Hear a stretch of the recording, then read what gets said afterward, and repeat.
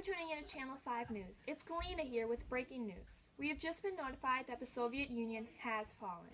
Tensions began to rise during the Korean War. Here is Mila in the field with some live footage of the battle. Thanks, Galina. As you can see, the Korean War is progressing behind me. It's getting real heated down here as the war is underway. I'm currently on the battlefield where you can see the North fighting the South, with the Soviets on the north and the U.S. with the south. Tensions rose between these two sides when North crossed the 48th peril.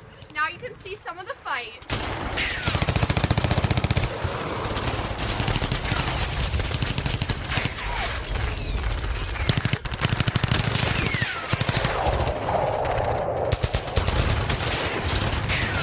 Now that you've seen some of the battle footage, you got a glimpse of what the war has been like if you have not been keeping up with it.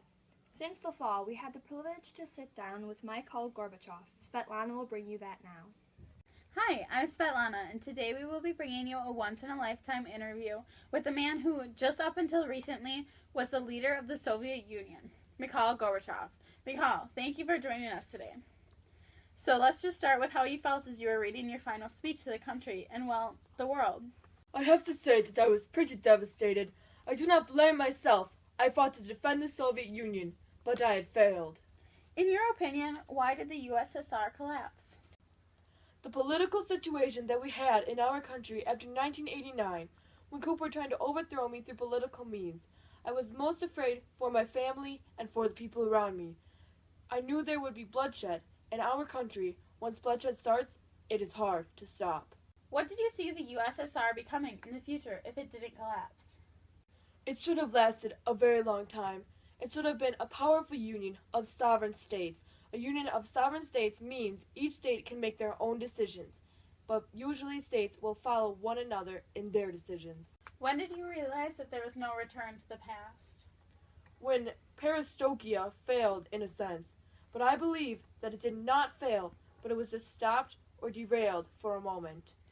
Some people consider you the #1 politician of this century. Do you have any thoughts on that? There's a great amount of responsibility that comes with being #1. I don't believe that you can give a simple politician credit for anything. Unfortunately, that's all the time we have for tonight. Thank you again for joining us and telling us some of your thoughts on the subject. Back to Galina in the studio. The fall started with the bad economy and the pushiness of Gorbachev to have good relationships with other countries. The U.S. thought that the Soviet Union was the evil empire. Countries did not appreciate what the Soviet Union was doing. Eastern Europe started to crumble in just a few months and everything was going fastly downhill. The Berlin Wall fell in November and Czechoslovakia overthrew their communist government the same month. Gorbachev wanted to inspire a series of independence movements in the republics that the USSR still had. But that didn't go very well considering all these republics declared independence from Moscow. Since then, everything didn't go well and now the USSR has fallen. Stay tuned for live footage of the streets in Moscow. We'll be right back after this break. There really is a Kentucky Fried Chicken school. Yep, today we're making the Colonel's original recipe. What have you learned? Fresh chicken makes the best chicken. And that we use 11 herbs and spices. Oh, but that's the Colonel's secret. And special pressure cooking. So it's always tender and juicy. Looks like you've learned to make great chicken. Only way to serve our customers right. It's so nice to live, so good about a meal, so good about Kentucky Fried Chicken.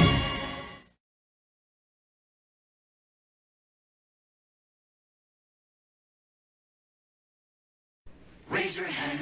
You got it. Raise your hand. You know it. You feel confident, secure.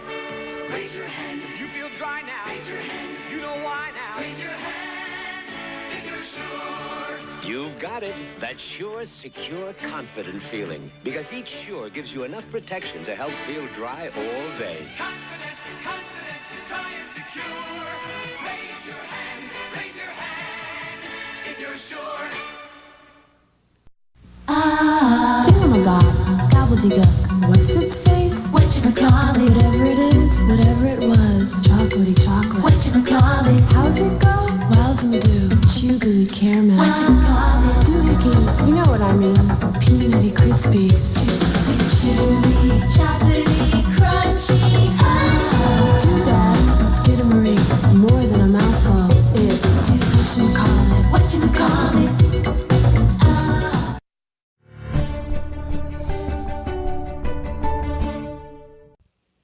Thanks for staying tuned.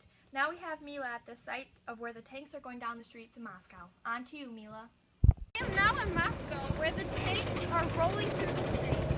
They are driving through for one last time before the fall. You can see the tanks behind me.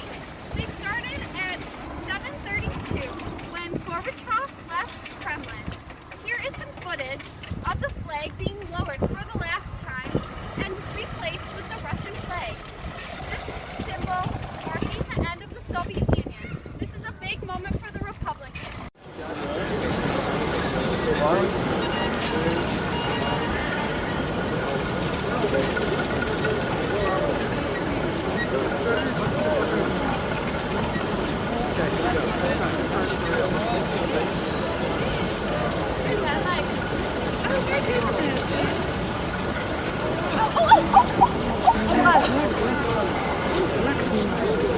Now just take a look for yourself.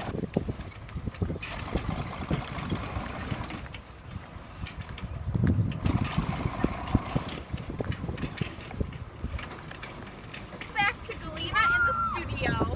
To end the show tonight, we will have a clip of Gorbachev's speech after the USSR fell. Don't forget to tune in tomorrow for more information on the falling. Now here's Gorbachev. Dear fellow countrymen, compatriots, due to the situation which has evolved as a result of the formation of the Commonwealth of Independent States, I hereby discontinue my activities as the post of President of the Union of Soviet Socialist Republicans. I am making this decision on consideration of principle. I firmly came out in favor of the independence of nations and sovereignty for the Republicans. At the same time, I support the preservation, uniting the states, which is something I cannot subscribe to. After the Alma-Ata meeting and its decisions, my position did not change as far as this issue is concerned. Besides, it is my conviction that decisions of this caliber should have been made on the basis of popular will. However, I will do all I can to ensure that the agreements that were signed there lead toward real concord in society and facilitate the exit out of this crisis and the process of reform. This being my last opportunity to address you as President of the USSR, find it necessary to inform you of what I think of the road that has been trodden by us since 1985. Half-hearted reforms, and there have been a lot of them, fell through one after another. This country was going nowhere, and we couldn't possibly live the way we did. We had to change everything radically. It is for this reason that I have never had any regrets, that I did not use the capacity of General Secretary just to reign in this country for several years. I would have considered it an irresponsible and immoral decision. I was also aware that to embark on reform of this caliber and in a society like ours was an extremely difficult and even risky undertaking. But even now, I am convinced that the democratic reform that we launched in the spring of 1985 was historically correct. This society has acquired freedom. It has been freed politically and spiritually, and this is the most important achievement that we have yet fully come to grips with. And we haven't because we haven't learned to use freedom yet. We're now living in a new world. The end has been put to the Cold War and to the arms race, as well as the mad materialization of the country, which has crippled our economy, public attitudes, and morals. The threat of nuclear war has been removed. Once again, I would like to stress that during this transitional period, I did everything that needed to be done to ensure that there was a reliable control of nuclear weapons. We opened up ourselves to the rest of the world, abandoned the practices of interfering in others' internal affairs and using troops outside this country, and we were reciprocated with trust, solidarity, and respect. We have become one of the key strongholds in terms of reconstructing modern civilization on a peaceful, democratic basis. The nations and people of this country have acquired the right to freely choose their format for self-determination.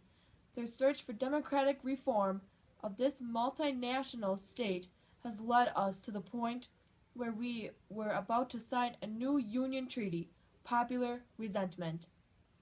I would like to express my gratitude to all people who have given their support to the policy of renovating this country and became involved in the democratic reform in this country. I am also thankful to the statements, politicians, and public figures, as well as millions of ordinary people abroad who understood our intentions, gave their support, and met us halfway. I thank them for their sincere cooperation with us, avoidable mistakes.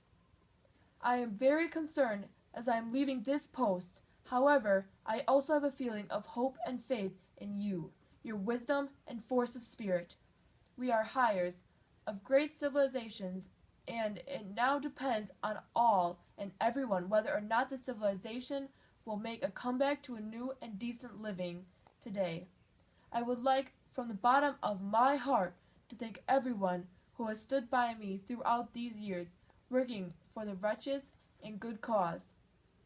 Of course, there were mistakes made, but that could have been avoided, and many of the things that we did could have been done better, but I am positive that sooner or later, someday, our common efforts will bear fruit and our nation will live in prosperous, democratic society. I wish everyone all the best.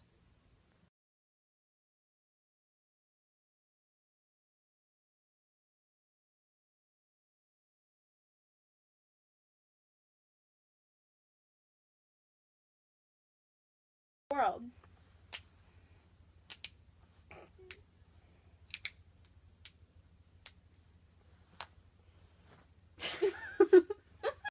To end the show tonight, we will have a clip of Gorbachev's speech after the USSR fell. Don't forget to tune in tomorrow for more information on the falling. The evil empire.